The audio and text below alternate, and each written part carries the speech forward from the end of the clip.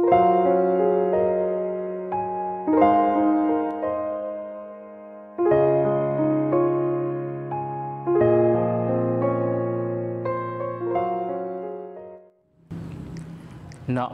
tassa bhagavato arahato sama sambuddhassa.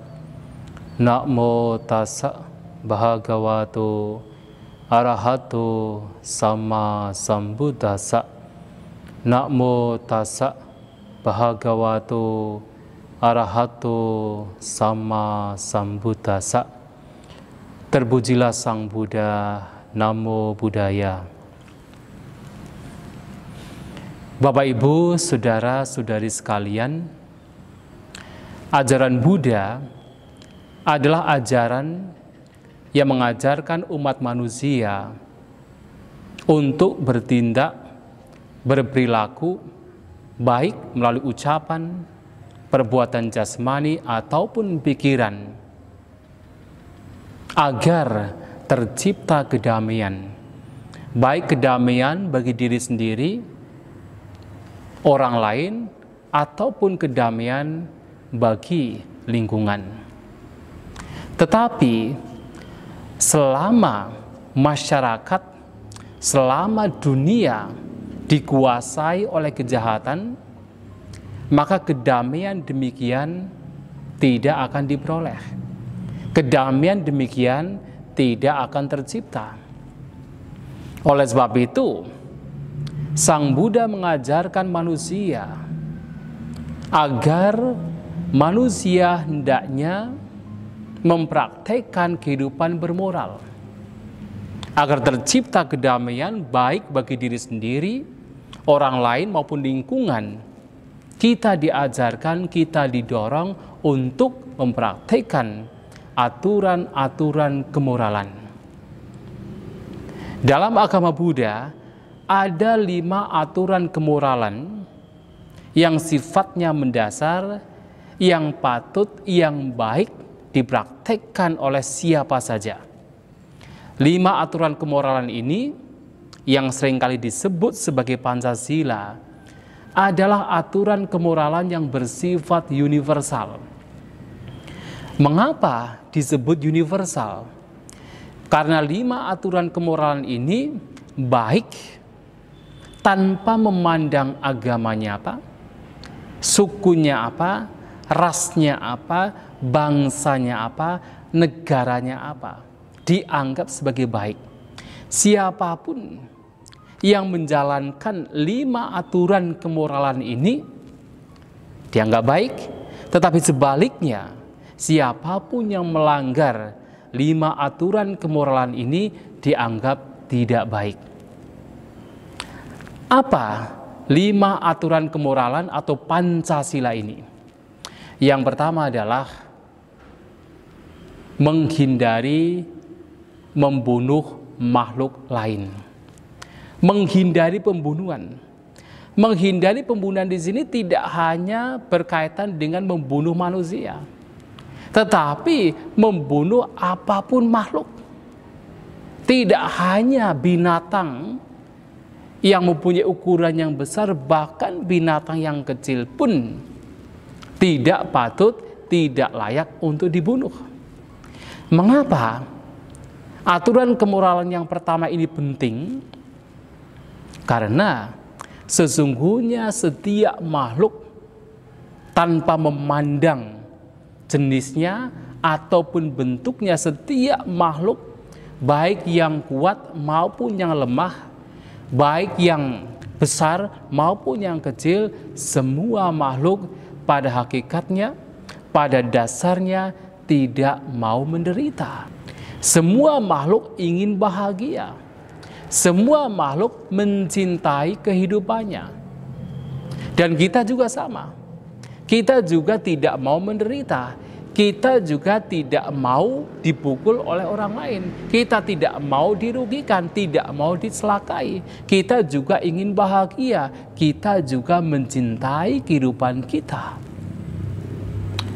Melihat bahwa semua makhluk mencintai kehidupannya, seperti kita juga mencintai kehidupan kita, maka sudah sepantasnya kita menghindari mencelakai makhluk lain, apalagi sampai membunuh makhluk lain. Nah, yang kedua, aturan kemoralan yang kedua adalah kita berusaha untuk menghindari mengambil barang yang tidak diberikan. Dengan kata lain, kita berusaha untuk tidak melakukan pencurian, untuk tidak mencuri. Mengapa? Karena kita juga tidak mau apa yang kita miliki, apa yang kita cintai diambil orang lain. Tidak ada satupun orang yang ingin benda-benda, barang miliknya, harta bendanya yang dianggap berharga, dianggap penting, yang dicintai, diambil, dirampas, dirampok oleh orang lain. Demikian pula kita melihat bahwa tidak ada satupun orang yang ingin hartanya, apapun hal yang dicintai, diambil, dirampas oleh orang lain. Maka sudah seyogyanya, sudah sepantasnya kita tidak mengambil harta, tidak mengambil barang yang bukan milik kita. Nah, melakukan hal ini, kita artinya telah menciptakan kedamaian. Kedamaian bagi diri sendiri dan juga kedamaian bagi orang lain, kedamaian bagi lingkungan. Yang ketiga, kita diajarkan untuk berlatih menghindari tindakan asusila, atau dengan kata lain menghindari perzinahan. Nah, kita tahu banyak keluarga yang sebenarnya sudah harmonis, sudah rukun, hancur, kandas di tengah jalan hanya karena ada perselingkuhan, hanya karena ada ketidaksetiaan. Oleh sebab itu, seseorang yang ingin hidupnya, terutama kehidupan berkeluarganya langgeng, kehidupan berkeluarganya rukun, sejahtera, tidak ada masalah antara suami dan istri, antara orang tua dan anak, maka hendaknya mereka mempraktikkan aturan kemoralan yang ketiga, yaitu menghindari tindakan asusila, menghindari perzinahan. Oleh sebab itu, dalam khutbah Sang Buddha lainnya, salah satu tugas seorang suami terhadap istri adalah setia terhadap istrinya. Dan sebaliknya, salah satu tugas istri terhadap suami juga adalah setia terhadap suaminya. Nah, kesetiaan ini merupakan wujud dari tindakan mempraktikkan aturan kemoralan yang ketiga ini, yang akan membuat kehidupan berkeluarga menjadi damai, menjadi rukun, menjadi lebih langgeng. Nah, yang keempat, seseorang hendaknya berusaha untuk melatih diri menghindari kata-kata yang tidak benar, menghindari kata-kata bohong, kata-kata yang tidak sesuai dengan fakta, kata-kata yang tidak sesuai dengan kebenaran. Mengapa? Karena kita semua, kita sendiri tidak mau dibohongi. Kita sendiri tidak mau ditipu. Tidak ada satupun orang yang mau ditipu. Tidak ada satupun orang yang mau dibohongi. Maka sudah sepantasnya bagi kita, demi kebahagiaan bagi kita dan juga orang lain, maka kita hendaknya menghindari kata-kata yang tidak benar. Kita hendaknya menghindari kata-kata bohong. Ini adalah aturan kemoralan yang keempat. Sedangkan yang kelima, aturan kemoralan yang kelima adalah seseorang hendaknya melatih diri untuk menghindari minum minuman keras, minum minuman yang memabukkan, yang menjadikan batinnya menjadi lemah, kesadarannya menjadi berkurang. Mengapa? Kita melihat banyak sekali kejahatan dilakukan oleh seseorang ketika pikirannya menjadi lemah, ketika kesadarannya menjadi berkurang, ketika orang dikuasai oleh minum-minuman keras, dia bisa melakukan apapun kejahatan. Dia bisa membunuh tanpa takut akibatnya. Dia bisa mencuri tanpa takut dampaknya. Dia bisa melakukan kejahatan apapun ketika kesadarannya menjadi lemah yang disebabkan oleh minum-minuman keras. Oleh sebab itu, menghindari minum-minuman keras yang menimbulkan mabuk, yang melemahkan kesadaran, itu juga menjadi salah satu aturan kemoralan yang hendaknya dipraktekkan oleh siapapun. Nah, dengan mempraktekkan 5 hal ini, dengan menghindari pembunuhan, pencurian, perzinahan, menghindari kata-kata bohong, dan menghindari minum-minuman keras, tidak hanya memberikan kedamaian, kebahagiaan bagi diri kita sendiri, tetapi juga memberikan kedamaian, kebahagiaan bagi orang lain dan juga bagi lingkungan sekitar. Nah, menghindari 5 hal ini, kita juga hendaknya melakukan 5 hal lain. Apa 5 hal lain? Yang pertama, alih-alih kita membunuh makhluk lain, kita hendaknya mengembangkan cinta kasih, mengembangkan kasih sayang terhadap makhluk lain. Kita hendaknya membantu makhluk lain, siapapun yang membutuhkan bantuan kita. Jadi tidak hanya kita menghindari pembunuhan, tetapi kita juga hendaknya membantu menolong makhluk lain. Hendaknya kita mengembangkan cinta kasih, kasih sayang terhadap makhluk lain. Nah, yang kedua, alih-alih kita mengambil barang yang tidak diberikan, alih-alih kita mencuri, nah kita hendaknya mencari pekerjaan yang bermanfaat, yang tidak merugikan, bagi diri sendiri dan juga tidak merugikan bagi makhluk lain. Ini yang kedua.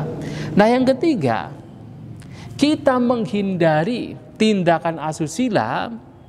Nah, di saat yang sama, ya, Anda sekalian sebagai seorang berumah tangga yang mungkin beristri atau bersuami, hendaknya juga melatih diri untuk mengembangkan kesetiaan.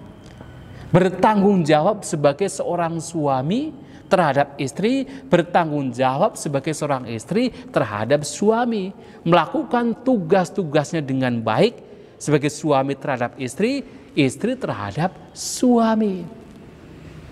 Nah, tidak hanya menghindari tindakan asusila, tetapi juga melakukan yang terbaik sebagai seorang suami terhadap istri, istri terhadap suami. Nah, yang keempat, alih-alih seseorang mengucapkan kata-kata yang tidak benar, mengucapkan kata-kata yang bohong, ia hendaknya berusaha untuk senantiasa mengucapkan kata-kata yang sesuai dengan fakta, kata-kata yang memang benar, kata-kata yang memang eksis, dan yang terpenting lagi adalah kata-kata yang bermanfaat. Bermanfaat bagi diri sendiri dan juga bagi makhluk lain.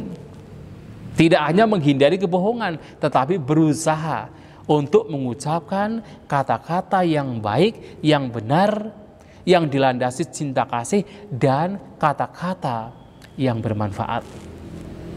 Nah, yang kelima, alih-alih seseorang minum minuman keras atau minum minuman yang memabukkan, melemahkan kesadaran, nah ia hendaknya mengembangkan perhatian, mengembangkan kesadaran dengan cara apa?